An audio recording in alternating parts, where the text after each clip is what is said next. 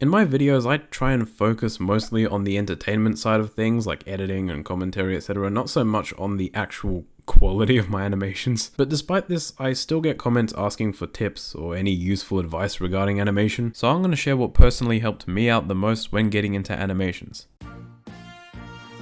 I'll go over equipment and apps very quickly because it really shouldn't matter. I'll put up on screen what I use. Are there better apps? Maybe. I don't know. I've had it for a long time. At this point, it's just preference. But this video isn't specific to any apps or device, and neither is animation as a whole, by the way. I've literally seen a dude do this stuff on his phone. No pen, just straight fingers. Shout out to this guy. By the way, for anyone who's curious, here's my go-to FPS and resolution. Alright, here we are. Butt-naked canvas. Now first things first, will your first animations suck? Absolutely. I know for a fact that mine did. And they still kinda do. But the point here is to just trust the process. If you keep trying, it's not only going to suck less, but you will learn and pick up some things over time, whether you realize it or not. But there are very easy things you can do to help you learn much quicker. A good first step is tracing, not stealing. Those are two different things. Tracing for the sake of learning is a decent way to improve, but this is mainly for more specific things. Say for example, you want to learn how to draw Goku. Very unique example. Sure, you can eyeball it, but first just try tracing to learn the specific shapes of his muscles, outfit, hair, whatnot. Then eventually stuff like that will become muscle memory, if that's even the right term, but you know what I mean. And this example works on like 99% of things. Just maybe don't publish anything that you trace, or else that's actually just stealing.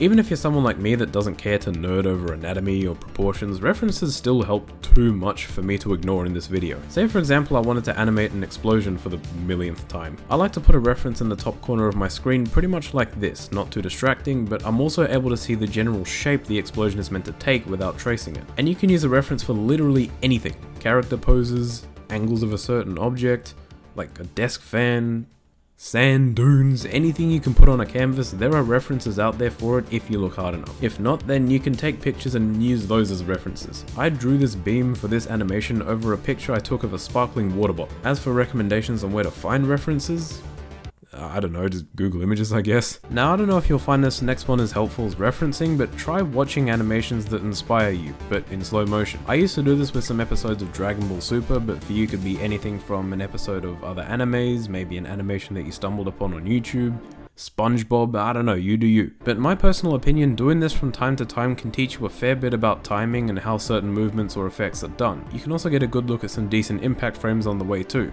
which if you ask me, is more than enough reason to do it. But above everything else, the most honest advice I can give you is to just make something. What better way to become an animator than to just animate stuff? Figure out what you want to make, then work towards making that using references, trial and error, or even both. How you make your animations and what your animations should look like are entirely up to you. And that's it from me.